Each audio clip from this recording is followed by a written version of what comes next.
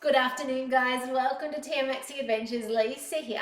Hey, today I thought I'd do something just a little bit different.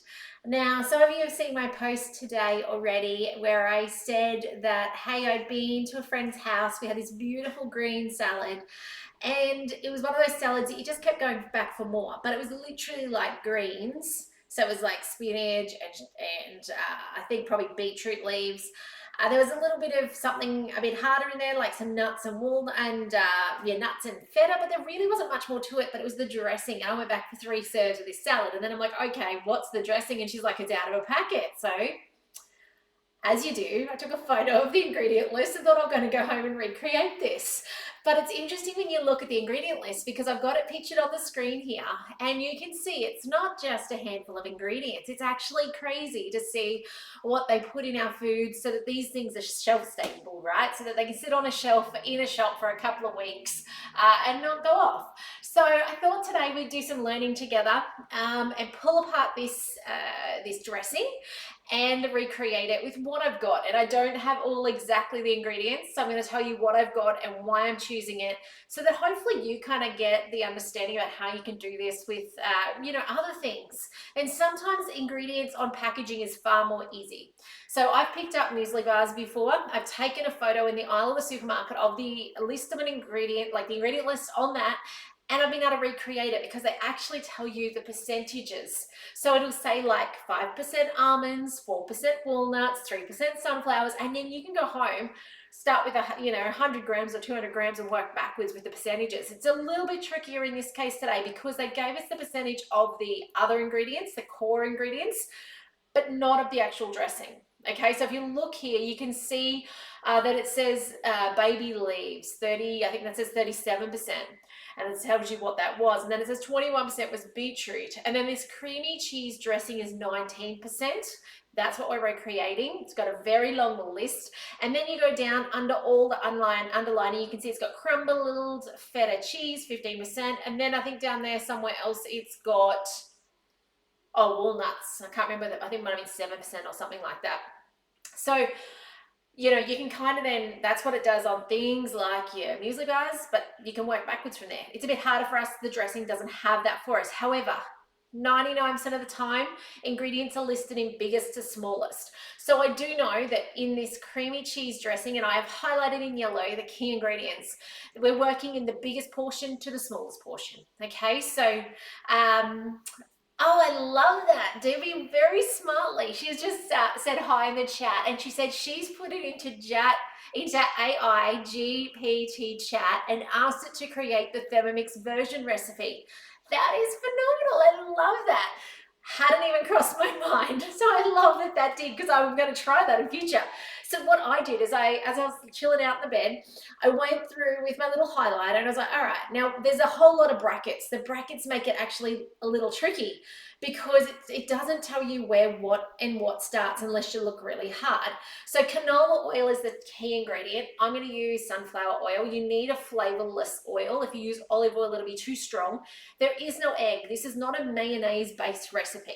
Okay, this is actually a yogurt or a cream cheese based recipe, and I'll tell you how I figured that out in a minute.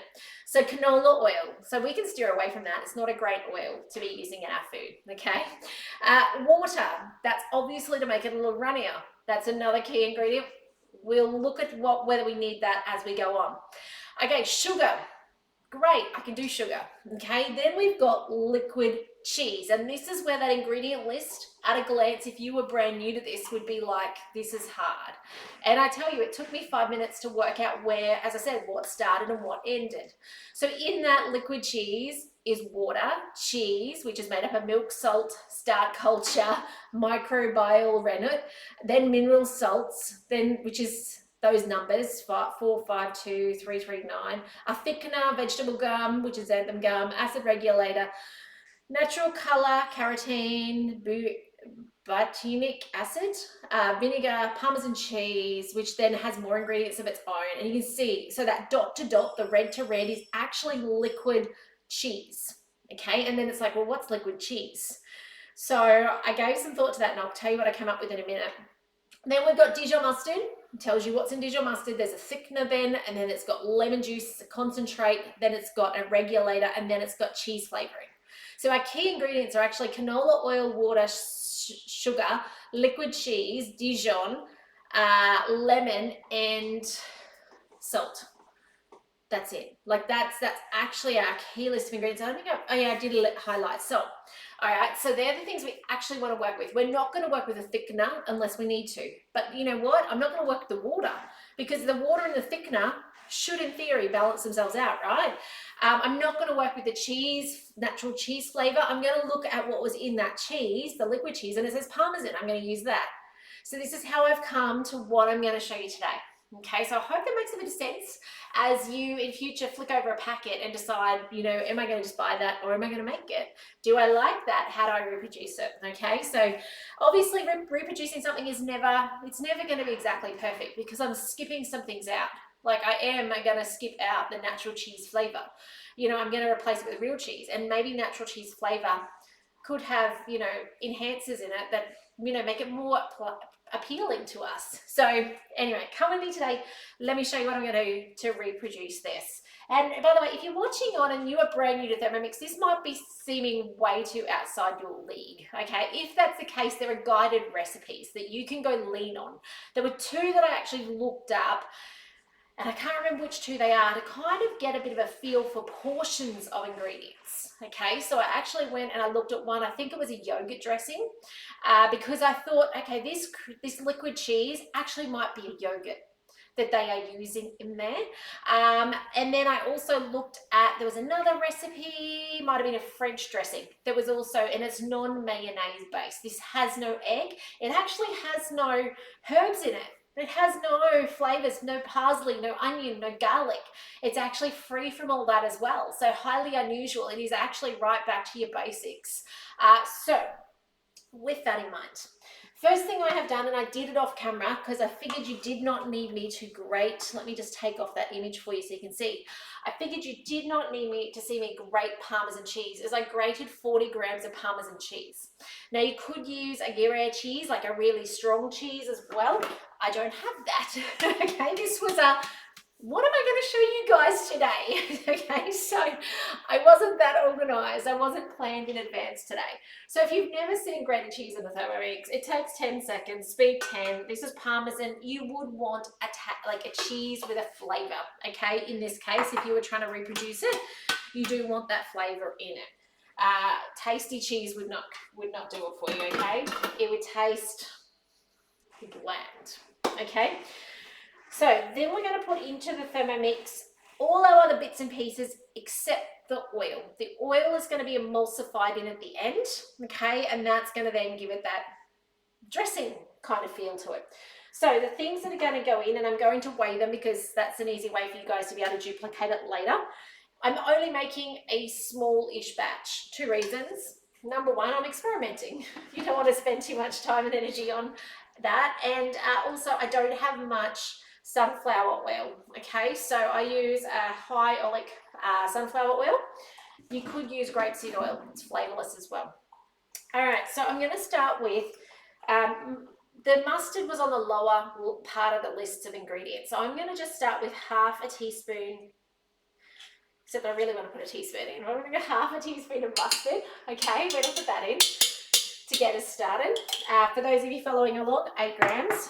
Now, the key thing to making anything with oil is actually your enhancement of flavors. So it's your salt, ordinarily, not today because it's not in here, but pepper, your mustard, your vinegar or lemon to cut through the oil flavor. Okay, hugely essential. If you've ever made mayonnaise and you've used a flavorless oil and it tasted wrong, more salt, more pepper, more vinegar or lemon, whatever you've used in there, more Dijon. It needs to lift up and cut through the oil, okay? So in with some salt, I'm going to go a generous pinch of salt. Some sugar. I'm going to match that generous pinch of salt with sugar. I wouldn't normally, but it is in this recipe, and I think in this case, I think it's needed, okay? So I'm just going to match it, even though it had it at the top of the list, and the top of the list infers that it was quite a volume, okay? So it tells us that it was, I think it was third in all the list. So first was the oil, so that's going to be probably 150 grams of oil. I'm going to do, if I've got enough in there. So it had oil, then it had water, and then it had sugar. So sugar is your third highest quantity, okay? So then I'm going to put in some, now I don't have lemon juice, okay? The lemon tree is in that in-between season at the moment, and I didn't buy any on the shopping last night because this wasn't planned. So I'm going to use apple cider vinegar. If you didn't have that, obviously a lemon would be great. You could do it, lime might chuck a different flavor. I wouldn't put lime in, but you could use something like white wine vinegar. I think would be lovely, okay? Now the other ingredient we're yet to add is actually our liquid cheese, yeah? Now, which was made up of all sorts of things. I'm going to put in, let's go 10 grams to start off with, because it's easier, that's 2 teaspoons. It's easier later to take off, 13. It's easier later to take off than it is to wish I didn't add it, yeah? So that's 3 teaspoons, it's not quite a full tablespoon of vinegar. But yeah, as I said, easier to add more vinegar later. If it hasn't got enough of that balance, then try and take it out. You can't take it out. You have to increase everything else.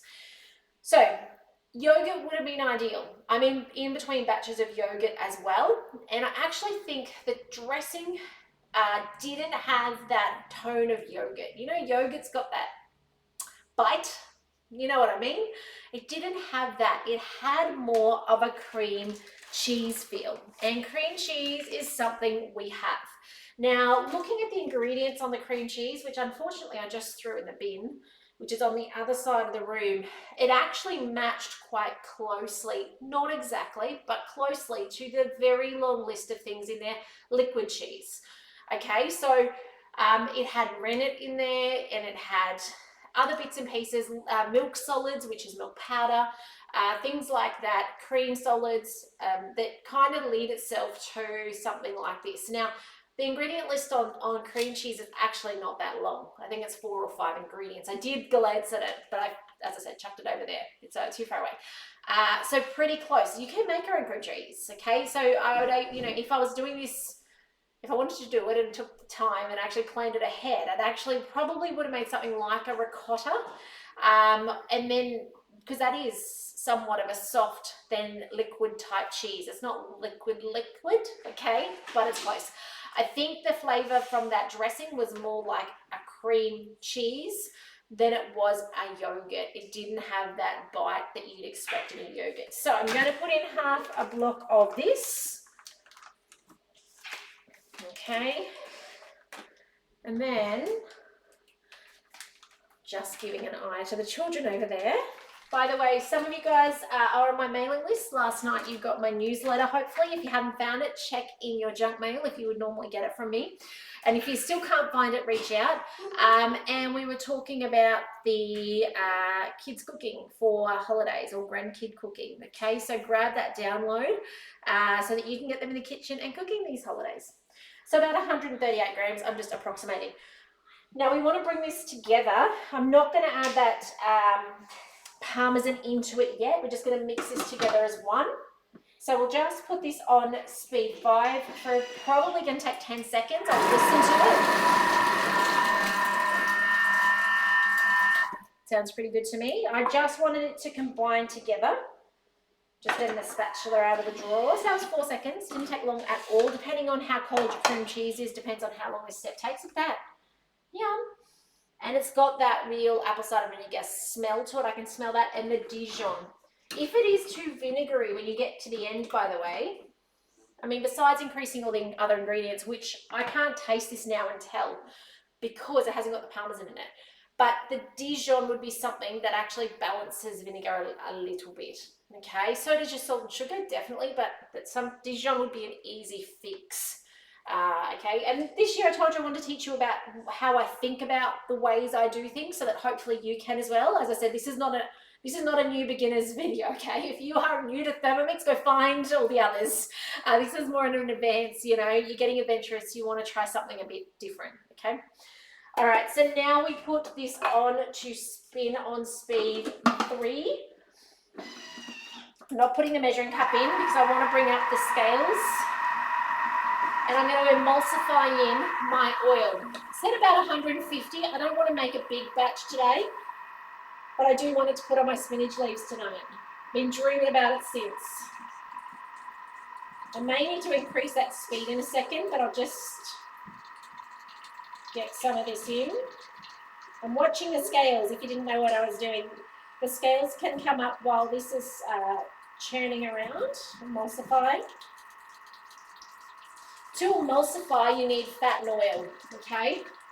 So it's actually starting to split. That's telling me one or two things. I've either gone too fast or I've run out of oil for it to, fat, sorry, for it to suck in. So first things first, let's increase the speed. This is going to be an interesting learning thing.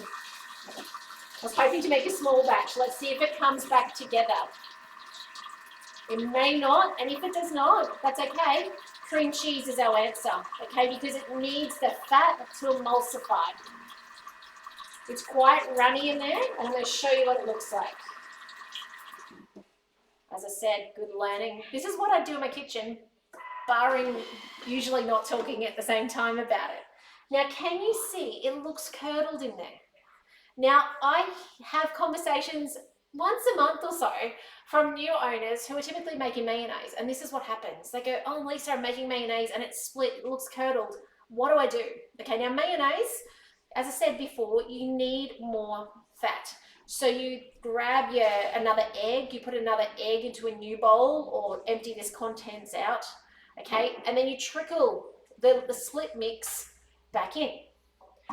I think today, I'm going to try, without swapping bowls over because the other ones aren't assembled at the moment, I'm going to try and just add my cream cheese in. Now, am I going to need to increase my other quantities? Maybe. I'll let you know. We're about to find out, okay? I'm going to try this in this case today. So I'm going to add these in. I'm not too worried also because remember, we still don't have our cheese in there yet either. That is another thickener that's going to be in this recipe, okay? But that is the answer. When you get something that's curdled, it is separated, needs more fat for that oil to emulsify into. All right, we need the lid on for this next bit because it's going to be a bit chunky for a second as it blitzes in. All right, spin it up.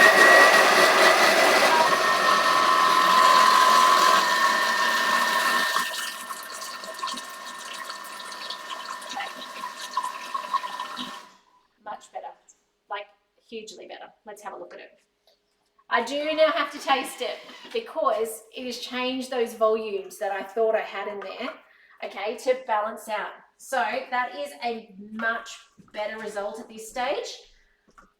Still maybe a little bit, but when I add shortly my Parmesan in, I think it's going to be okay. What I do need to do is taste it. Okay, I've lost my flavors, okay? I need to come back. I need to add Dijon. I'm now going to add the full teaspoon because I can taste what I'm missing. I need to come through and add not too much more salt, but I would say, this is sugar. Let's go with a teaspoon of sugar. Now, obviously, if you want to halve this, the tip is back where I added the oil, add 75 grams of oil, not 150, okay? That will stop this process where you had to then add more fat for it to absorb into. Salt, another pinch of salt. And then I need to add more, there we go. I need to add more vinegar. It's missing that punch. Well, it's not a punch. Punch is the wrong word. That balance, yeah, where it cuts through. So I'm just gonna add a little whisker more. That was probably another 10 grams. All right, let's mix it up. And then we're gonna add our Parmesan and see what it turns out like.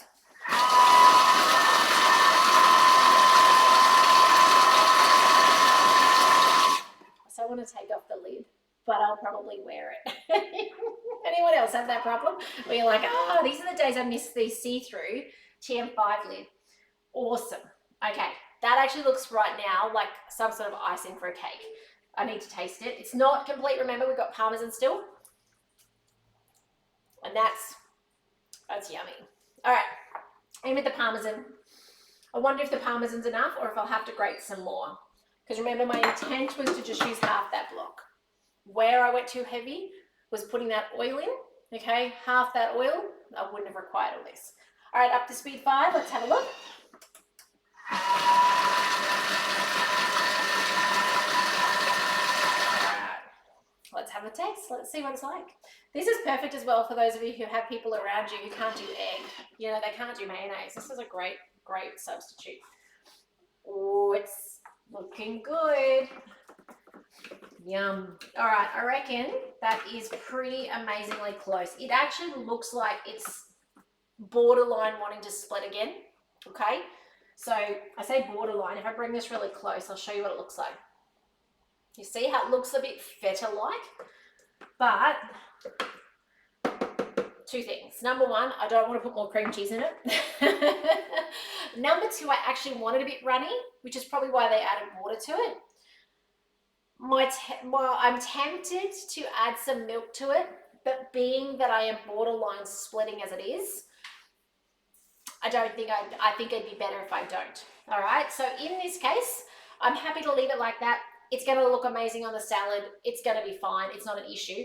However, if I did it again, I'd definitely make sure half the oil, if not, now that I'm looking at that, if not closer to 50 grams of oil. Not as much oil is required, okay? So learning from this is less oil next time. But let me have a taste. It is amazing. And I'm really looking forward to putting this on the spinach tonight. We've got some beetroot, some spinach from the garden. I think it's just going to be beautiful. I don't actually think it needs a feta in the salad. I didn't even notice it on Saturday night when I ate the salad. Nor did I notice the nuts. I reckon you can actually just toss this beautifully on green spinach and other greens. What I would say though is this is a large volume. If you're cooking for just one or two of you, which I know so many of you guys watching are, you're just cooking for a couple, you and your other half, bring this down a lot. I like make that half batch like my intent was to start off with. Even make it smaller, make a quarter batch. I don't see why not. A quarter of a block of cream cheese. It would only be about 20 to 30 grams of your flavorless oil. Then like a pinch of the sugar, the salt, 5 grams of apple cider vinegar, and then you've got the sugar and the parmesan, so you'd only do about 20 grams of parmesan rather than 40 grams of parmesan. The parmesan is amazing in there. Like that's something that it's dancing on my tongue as we speak. Like I can still feel it. But I reckon you can certainly just bring this right down. I don't think you'd have any trouble at all making a small portion. If you make a big batch, because obviously this is huge, like this is a week's worth of salads, because I'm probably the only one who's going to eat it, because my family don't eat salads, although they might do it on some roast veggies. I actually might eat this with some roast veggies. But I would be saying it might freeze okay. You might be able to put it in a nice cube tray and get it out and defrost it. Give it a go. So if you are making a big batch, you've got leftovers. The other thing I reckon this would be amazing on, and I'm talking completely, without thinking this through, but something like a potato salad or a cauliflower salad, which traditionally has mayonnaise on it, that would be amazing.